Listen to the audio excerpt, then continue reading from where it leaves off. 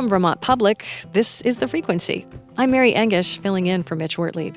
It's Tuesday, February 20th, and here are today's headlines. The Department of Forest, Parks, and Recreation has a draft plan for managing the Worcester Range for the next 20 years.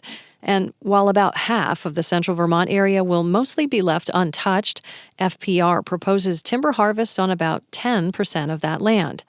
Many Vermonters have written the state to implore them to ban logging there forever.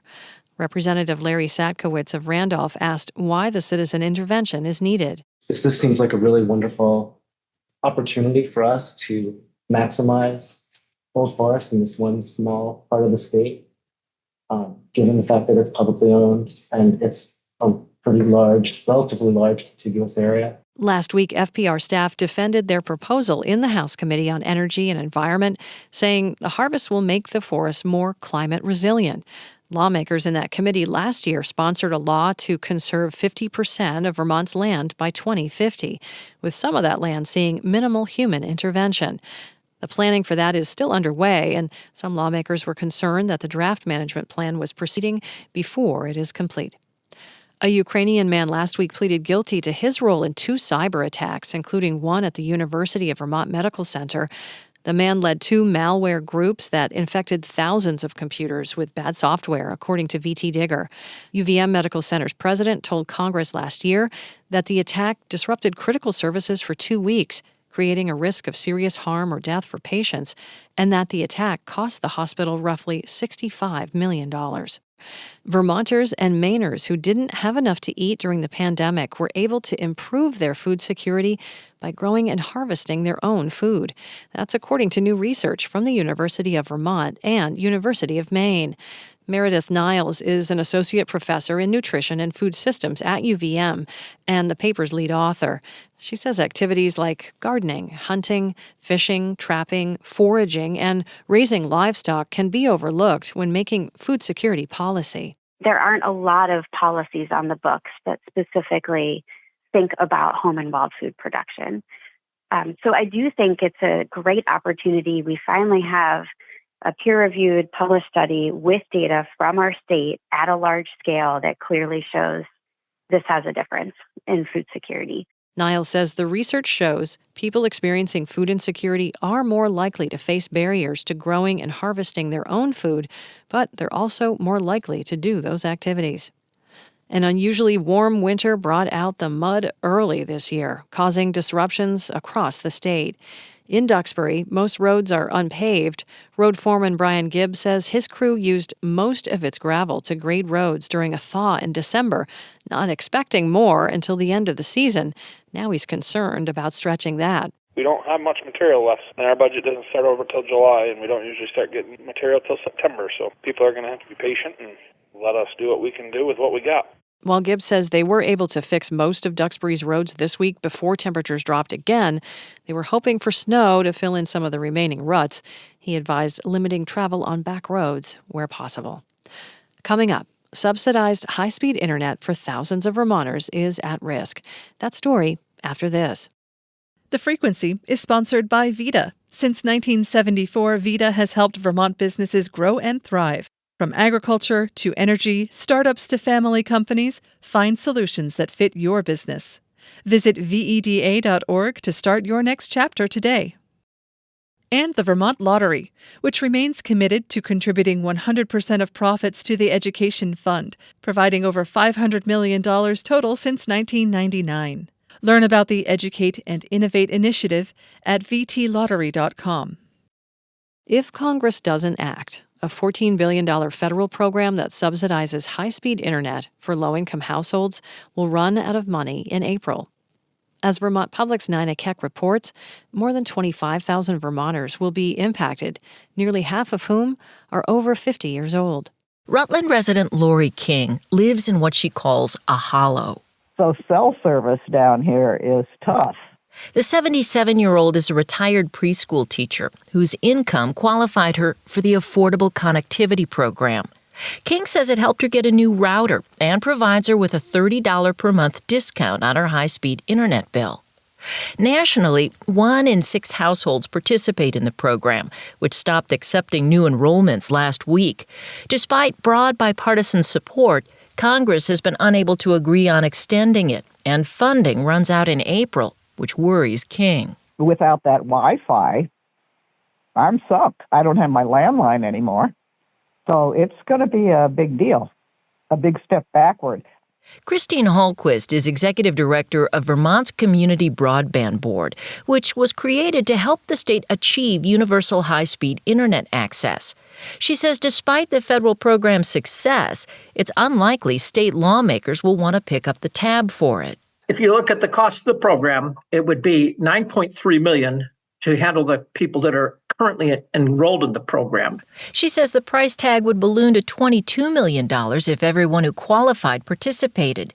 Even if the state did fund it, Hallquist says it would be impossible to get the program up and running by May.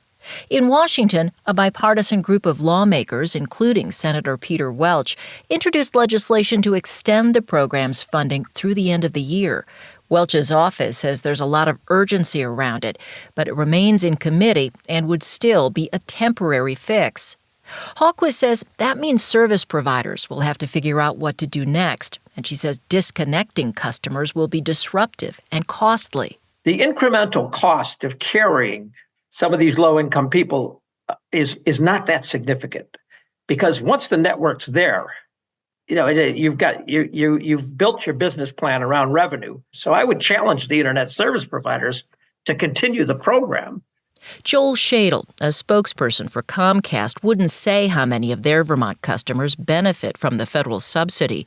But he says if the program is not extended, those customers will still have low-cost internet options, one as low as $9.95 a month. Our Internet Essentials program is going to be more than enough for what you need to check your email, surf the web, do video conferencing or with friends or family or your healthcare provider or your school.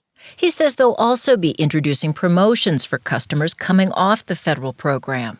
Krista Shute is executive director of NEK Broadband, which provides internet to towns in the Northeast Kingdom.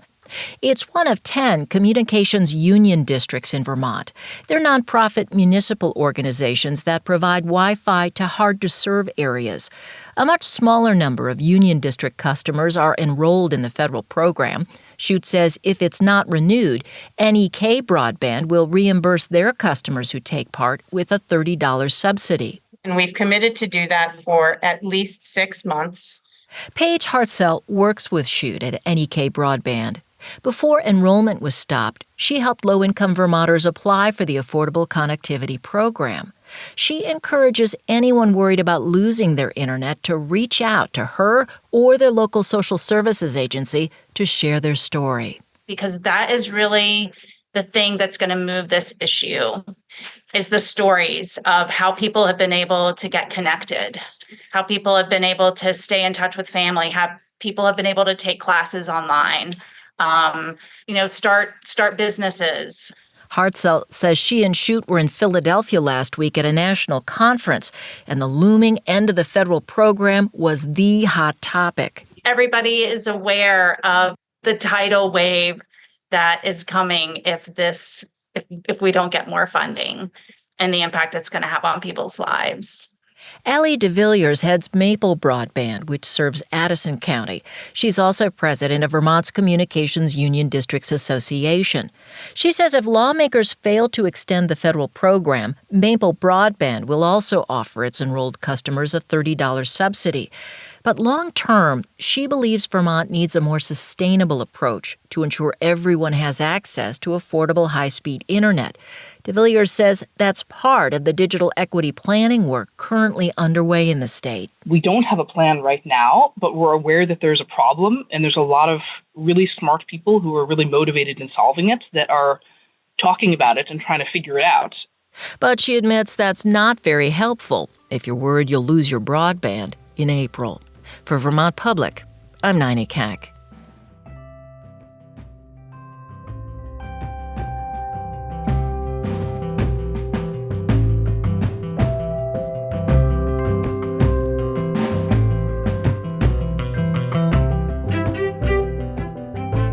Thanks for listening to The Frequency today. We had additional reporting from Abigail Giles, Elodie Reed, and Corey Doxer.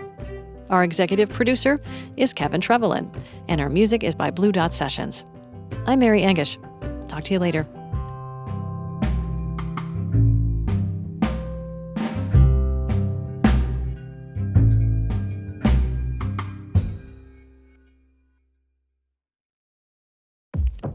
Black perspectives haven't always been centered in the telling of America's story. Now, we're taking center stage. Introducing NPR's Black Stories, Black Truths, a collection of Black-led stories from NPR's podcasts. Search NPR Black Stories, Black Truths wherever you get your podcasts.